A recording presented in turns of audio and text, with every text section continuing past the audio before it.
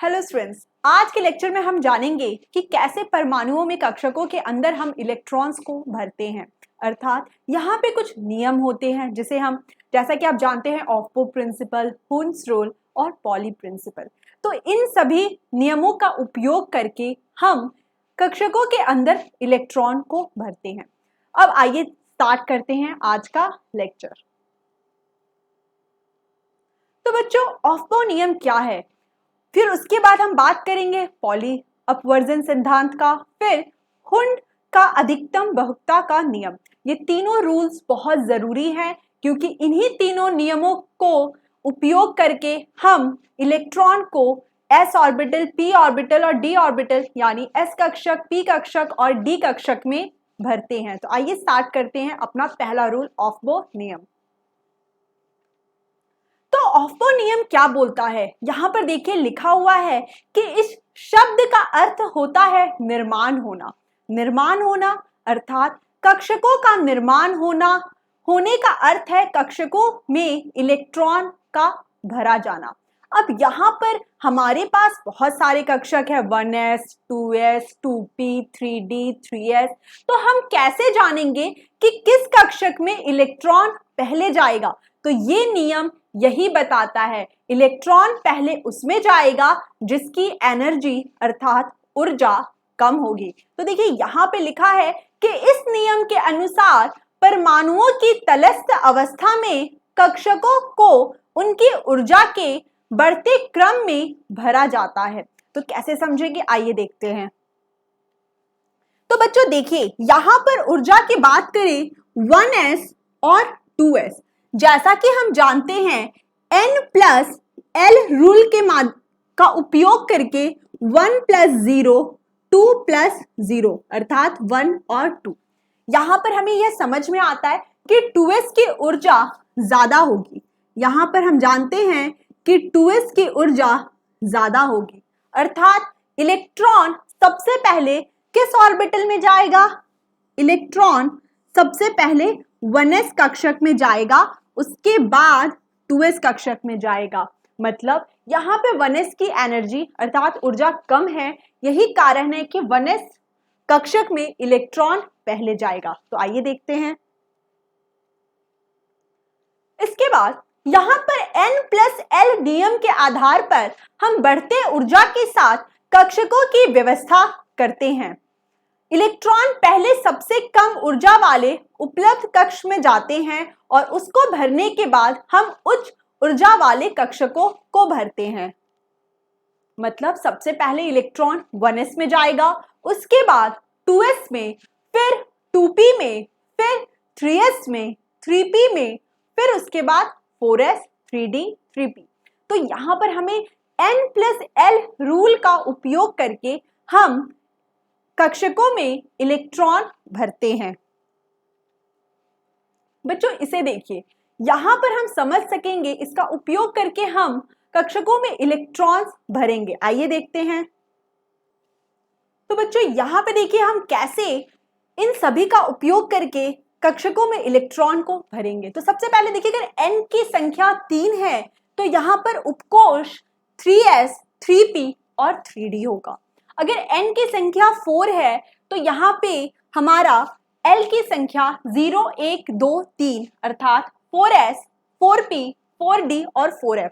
ये 4s, 4p, 4d, 4f उपकोष है। फिर यहाँ पे देखेंगे अगर संख्या 1 है तो 1s और 2 है 2s, 2p।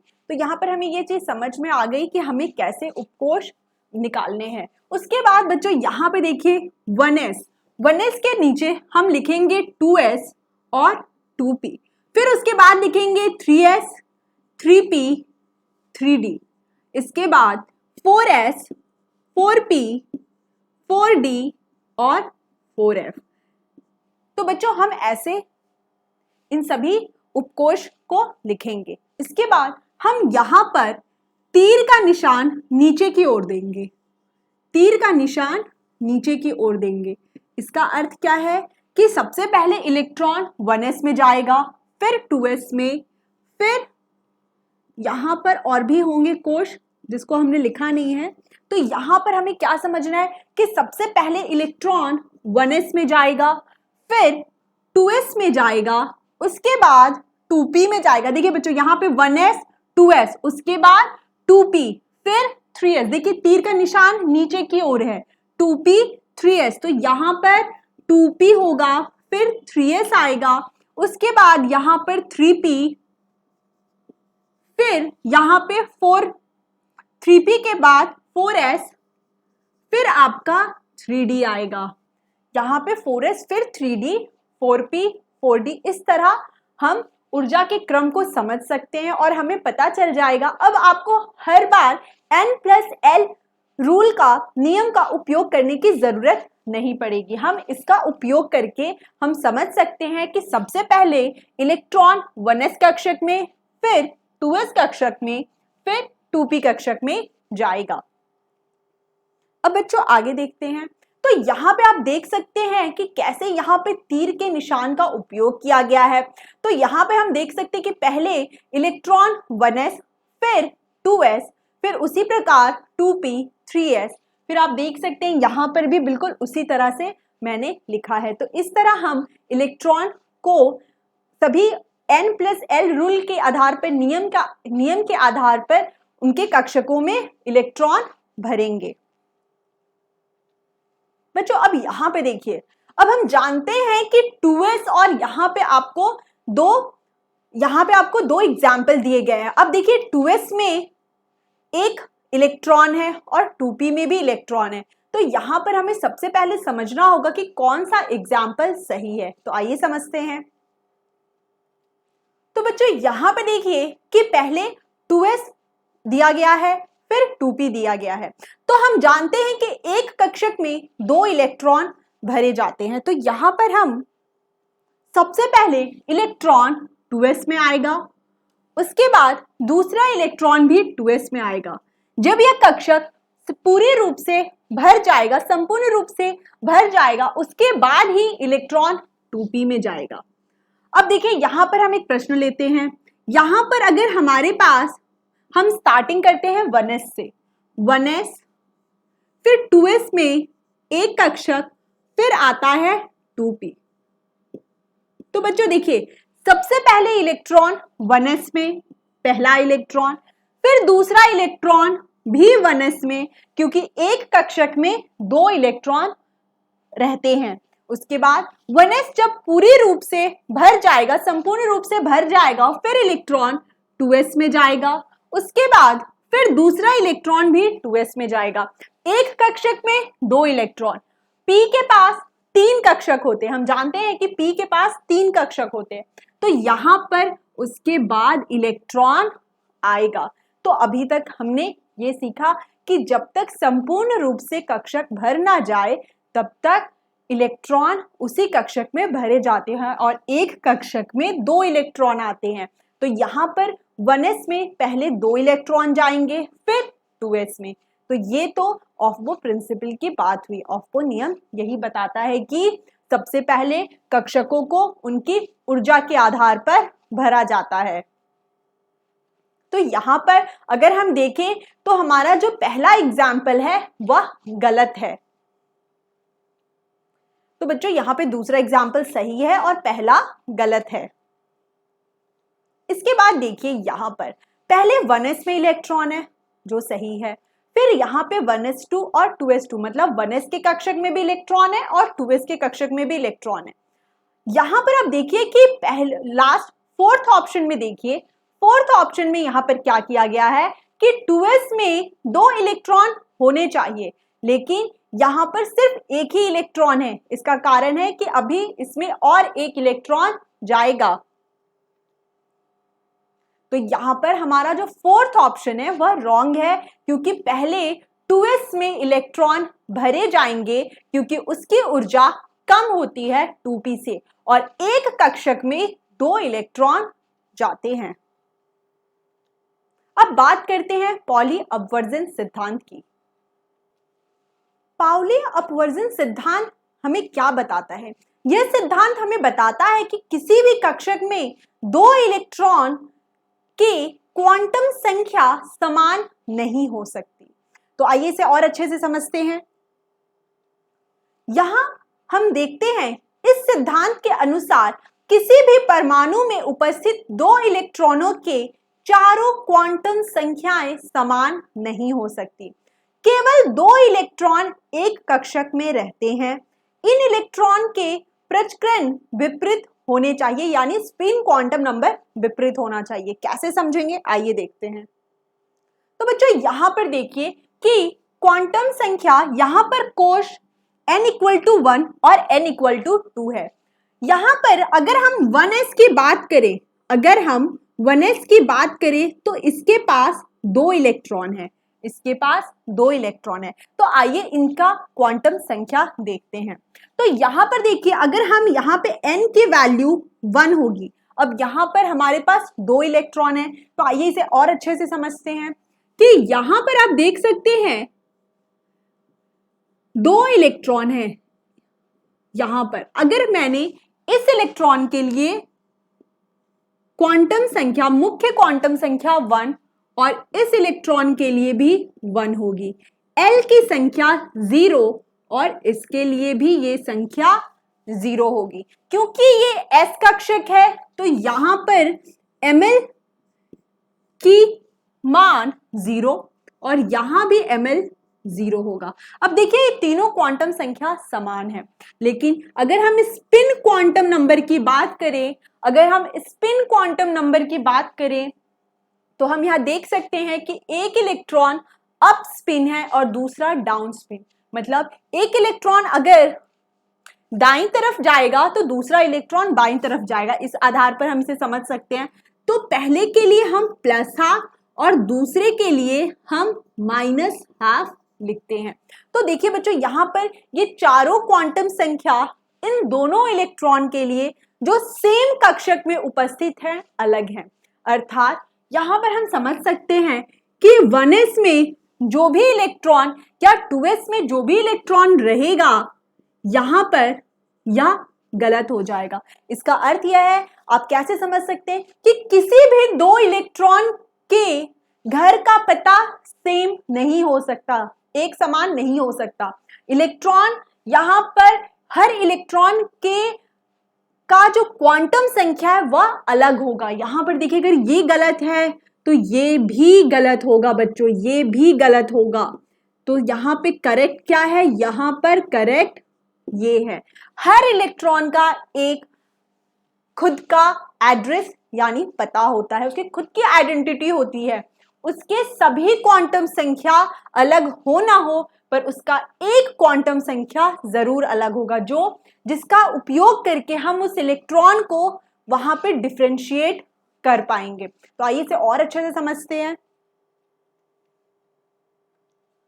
इसका अर्थ यह है कि दो इलेक्ट्रॉन की तीनों क्वांटम संख्या जैसे n, l तथा ml एक समान हो सकती है, लेकिन उनका प्रचक्रण क्वांटम संख्या, जिसे हम स्पिन क्वांटम नंबर भी बोलते हैं, वह कभी भी समान नहीं होगी। इसका अर्थ क्या है कि तीन यहां पर क्वांटम संख्या समान है, लेकिन फोर्थ वाला समान नहीं होगा, वो हमेशा डिफरेंट होगा। ये बहुत इंपॉर्टेंट पॉइंट है।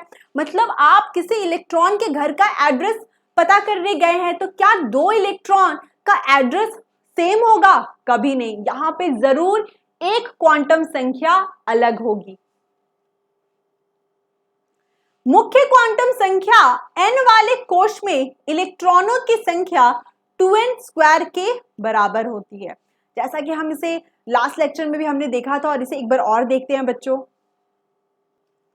तो बच्चों यहां पर हम देखेंगे कि कैसे किसी मुख्य क्वांटम संख्या अगर n है तो वहां पे इलेक्ट्रॉनों की संख्या 2n² के बराबर होती है। तो आइए इसे समझते हैं। तो बच्चों यहां पर देखिए कि n की संख्या 2 है, L की संख्या यहाँ पे 0 और 1 हो सकती है, जैसे हमने कंट्री और स्टेट के माध्यम से समझा था। यहाँ पे उपकोष के क्या संकेत होंगे? 2s और 2p, क्योंकि 0 के लिए हम s और 1 के लिए हम p का उपयोग करते हैं। फिर हम यहाँ पे देखेंगे कि कक्षक यहाँ पे 12+1 के माध्यम से निकाला जा सकता है। मतलब कितने कक्षक होंगे, कितने रूम्स होंगे? तो यहाँ पे 2s का एक कक्षक और 2p का 3 कक्षक होगा। अब बच्चों यहाँ पे देखिए कि हमने ml यहाँ पे लिखा है 1s एक कक्षक और 2p के 3 कक्षक, जहां पर ये 2px, 2py और 2pz होगा। इसे आप ऐसे भी लिख सकते हैं बच्चों कि यहाँ पर ये 2px, यहाँ पर ये 2pz और ये 2py होगा और इस ओवरऑल को हम 2p बोलते हैं। अब देखिए एक कक्षक में 2 इलेक्ट्रॉन जाते हैं तो यहाँ पे 2 इलेक्ट्रॉन जाएंगे। ठीक उसी प्रकार यहाँ भी 2 इलेक्ट्रॉन जाएंगे, यहाँ भी 2 इलेक्ट्रॉन जाएंगे। तो यहाँ पे टोटल कितने इलेक्ट्रॉन हो गए? 8। यहाँ पे टोटल इलेक्ट्रॉन 8 हो गए। यहाँ पे देखिए यहाँ पे टोटल इलेक्ट्रॉन 8 आएंगे। अर्थात अगर हम इस फॉर्मूले का उपयोग करें 2n² तो यहाँ पे ये संख्या 2 × 2 का स्क्वायर, तो यहाँ पे ये संख्या 8 हो जाएगी। अब यहाँ पे ये चीज हमें समझ में आई कि यहाँ पे अगर n की संख्या 2 है तो उस कोश में कितने इलेक्ट्रॉन होंगे? 8 होंगे। जैसा कि आप जानते हैं कि दूसरे कोश में कितने इलेक्ट्रॉन आ सकते हैं? 8 इलेक्ट्रॉन आ सकते हैं।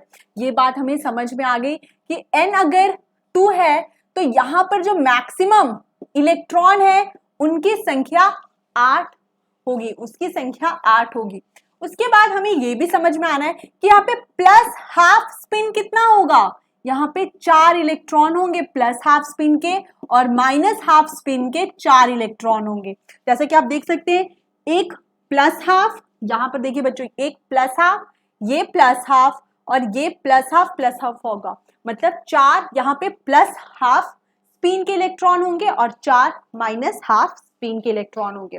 तो इस तरह हमने समझा कि क्या होता है पॉली अपवर्जन सिद्धांत। यहाँ पे हमने समझा कि किसी भी कक्षक में 2 इलेक्ट्रॉन समान नहीं हो सकते। तो यहाँ पे देखिए यहाँ पर जो करेक्ट है वो आपको बताया गया है कि किसी भी कक्षक में 2 इलेक्ट्रॉन का स्पिन कभी भी सेम नहीं होगा। एक अप स्पिन होगा तो दूसरा डाउन स्पिन होगा। तो ये बहुत इंपॉर्टेंट है। यहाँ भी देखिए कि 1s और 2s, तो 1s में इलेक्ट्रॉन सही से भरा गया है, मतलब एक डाउन स्पिन है एक अप स्पिन है। लेकिन पहले वाले एग्जाम्पल में 2s में दोनों स्पिन यहाँ पर ऊपर की ओर है, जबकि नीचे वाले एग्जाम्पल में एक ऊपर और एक नीचे। इसका अर्थ यह है कि नीचे वाला एग्जाम्पल करेक्ट है, क्योंकि किसी भी कक्षक में 2 इलेक्ट्रॉन कभी भी सेम स्पिन के नहीं होंगे। मतलब हर इलेक्ट्रॉन की एक अपनी आइडेंटिटी होती है, उसका खुद का एक एड्रेस होता है। तो इस तरह हमने समझा कि कैसे पॉली अपवर्जन सिद्धांत को समझा जा सकता है। अब बात करेंगे तीसरे रूल की, तीसरे नियम की। ये नियम क्या बोलता है? यह नियम बोलता है कि एक ही उपकोष से संबंधित कक्षकों को भरने के लिए इसका उपयोग किया जाता है। कैसे? अब यहाँ पे देखिए इन्हें कक्षकों की ऊर्जा बराबर होती है, उन्हें हम डिजेनरेट ऑर्बिटल्स कहते हैं, यानी समभ्रंश कक्षक कहते हैं। इसके बाद यह नियम इस प्रकार है, एक ही उपकोष के कक्षकों में इलेक्ट्रॉन का युग्मन तब तक नहीं होगा जब तक उस उपकोष के सभी कक्षकों में एक इलेक्ट्रॉन ना आ जाए। इसका अर्थ है बच्चों, देखिए यहां पर हम जानते हैं 1s 2s 2p। यहां पर हम क्या जानते हैं कि 2p की ऊर्जा ज्यादा होती है। तो ऑफबो प्रिंसिपल यानी ऑफबो नियम के आधार पर हम कहते हैं कि 1s में पहले इलेक्ट्रॉन जाएंगे। तो सबसे पहले इलेक्ट्रॉन कहां जाएंगे? हम यहाँ पे 1s 2s और 2p लिखते हैं। फिर हम यहाँ पे देखते हैं कि 1s में सबसे पहले इलेक्ट्रॉन जाएंगे और वो दोनों इलेक्ट्रॉन का स्पिन यानी स्पिन क्वांटम नंबर अलग होना चाहिए। तो पहला इलेक्ट्रॉन गया, उसके बाद यहां दूसरा इलेक्ट्रॉन जाएगा, तीसरा इलेक्ट्रॉन यहां जाएगा। जब 2s कक्षक पूरी तरह से भर जाएगा तब इलेक्ट्रॉन 2p कक्षक में जाएंगे। अब 2p में यहाँ पे 3 कक्षक है और हम जानते हैं कि 2px 2pz और 2py ये तीनों की ऊर्जा समान होती है, मतलब इनकी एनर्जी सेम होती है। 2px इक्वल टू 2py और 2pz। मतलब यहां पर जब यहाँ पे 3 कक्षक है और इलेक्ट्रॉन कैसे भरे जाएंगे? सबसे पहले हर कक्षक को एक इलेक्ट्रॉन मिलेगा, हर कक्षक को एक इलेक्ट्रॉन मिलेगा। ठीक उसी प्रकार जैसे अगर आप 4 दोस्त हैं तो अगर कोई वस्तु आप चारों में डिवाइड की जाए तो पहले सबसे पहले उस वस्तु के 4 टुकड़े किए जाएंगे और समान रूप से सभी को दिया जाएगा। ठीक उसी प्रकार इलेक्ट्रॉन के कक्षकों में भरने के नियम के दौरान यह बहुत इंपॉर्टेंट है कि जब 2p या p कक्षक हो या d कक्षक हो या f कक्षक हो, हमें इस बात का ध्यान रखना है कि पहले इलेक्ट्रॉन 2px में, फिर यहां पे ये इस दूसरे कक्षक में जाएंगे, फिर तीसरा इलेक्ट्रॉन यहां जाएगा। यहां पर हमें क्या समझ में आया, क्योंकि तीनों की ऊर्जा समान है इसलिए पहले इलेक्ट्रॉन सभी में एक समान से जाएंगे। यहाँ पे स्पिन भी तीनों का सेम है, बिल्कुल समान रूप से डिस्ट्रीब्यूशन करना है। उसके बाद फिर जो 4th इलेक्ट्रॉन होगा वो यहाँ आएगा, 5th यहाँ और 6th यहाँ। मतलब जैसे किसी को लाइन में खड़े होके आप किसी चीजों का डिस्ट्रीब्यूशन करते हैं, जैसे अपने दोस्तों के बीच में किसी चीज का डिस्ट्रीब्यूशन करते हैं, इलेक्ट्रॉन्स भी इस नियम का उपयोग करते हैं। यहाँ पर अगर सभी की ऊर्जा समान है तो इलेक्ट्रॉन का डिस्ट्रीब्यूशन भी उसी तरह किया जाता है। तो यहाँ पर हमने समझा कि कैसे पहले हमने ऑफबो नियम के आधार पर यह समझा कि पहले इलेक्ट्रॉन 1s कक्षक में जाएंगे, एक कक्षक में 2 इलेक्ट्रॉन। फिर हमने समझा कि किसी भी 2 इलेक्ट्रॉन की आइडेंटिटी यानी क्वांटम संख्या, चारों क्वांटम संख्या कभी भी समान नहीं होती। फिर हमने समझा कि जब इलेक्ट्रॉन 2p या p कक्षक, d कक्षक या f कक्षक में भरे जाएंगे तो वहां इस बात का हमें ध्यान रखना है, क्योंकि यहाँ पर 2px, 2py, 2pz की ऊर्जा समान है। इसका अर्थ है कि पहले हर एक इलेक्ट्रॉन सभी कक्षक में जाएंगे, फिर और उन सभी का स्पिन भी समान होना चाहिए, सेम होना चाहिए। तो देखिए यहाँ पे हम देखते हैं कि 3p, 5d तथा 7f कक्षक होते हैं। अतः p, d और f कक्षकों में जब युग्म मतलब जब हम पेयरिंग स्टार्ट करते हैं, हमने यहाँ पे क्या किया, पेयरिंग किया। तो पहले तो हमने यहाँ पर 2px, 2pz और 2py में एक एक इलेक्ट्रॉन डाला। जब हमने पेयरिंग की बारी आई तब हम यहाँ पर चौथे, फिर 6th और 8th इलेक्ट्रॉन भरने पर प्रारंभ होगा। तो आइए एक बार इसको और अच्छे से समझते हैं। तो बच्चों यहाँ पे देखिए कि जब p कक्षक में इलेक्ट्रॉन भरे जाएंगे तो हम जानते हैं कि ये तीनों कक्षक एक समान एनर्जी के हैं, तीनों की ऊर्जा समान है। यहाँ पर 5 की ऊर्जा समान है और यहाँ पे 7 की ऊर्जा समान है। तो सबसे पहले इलेक्ट्रॉन यहाँ जाएगा, फिर दूसरा इलेक्ट्रॉन यहाँ, तीसरा इलेक्ट्रॉन यहाँ जाएगा p कक्षक में, फिर 4th इलेक्ट्रॉन यहाँ पर आएगा, 5th इलेक्ट्रॉन यहाँ, फिर 6th इलेक्ट्रॉन। ठीक उसी प्रकार d कक्षक में यहाँ पे सभी कक्षकों में पहले एक एक इलेक्ट्रॉन जाएंगे d कक्षक में। उसके बाद यहाँ पर डाउन स्पिन में सभी में एक एक इलेक्ट्रॉन आएंगे। f कक्षक में भी उसी प्रकार पहले हम सभी कक्षकों में एक एक इलेक्ट्रॉन भरेंगे, फिर इस प्रकार डाउन स्पिन में इलेक्ट्रॉन्स को हम भरेंगे। तो यहाँ पर हमें ये चीज समझ में आई और यही बात यहाँ पर लिखी हुई है कि 3p, 5d तथा 7f कक्षक होते हैं। अतः pd और f कक्षकों में जब पेयरिंग करते हैं तो 4th इलेक्ट्रॉन, 6th इलेक्ट्रॉन और 8th इलेक्ट्रॉन के भरने पर प्रारंभ होगा। तो हमने देखा कि जब p में हम इलेक्ट्रॉन को भर रहे थे तो 4th इलेक्ट्रॉन से वहां पे पेयरिंग स्टार्ट हुई। यहाँ पे देखिए बच्चों कैसे हमने किया है, यहाँ पे हमने 2s कक्षक और 2p कक्षक लिया। अब देखिए 2p कक्षक में हम जानते हैं कि 2p में 3 कक्षक होते हैं, 2p में 3 कक्षक होते हैं और तीनों की एनर्जी सेम है। तो पहले एक एक इलेक्ट्रॉन सभी में जाएंगे, तो यहाँ पे ऑप्शन ए गलत होगा। फिर देखिए ऑप्शन बी में क्या प्रॉब्लम है। ऑप्शन बी में हम जानते हैं कि ऑफबो प्रिंसिपल को फॉलो नहीं किया गया।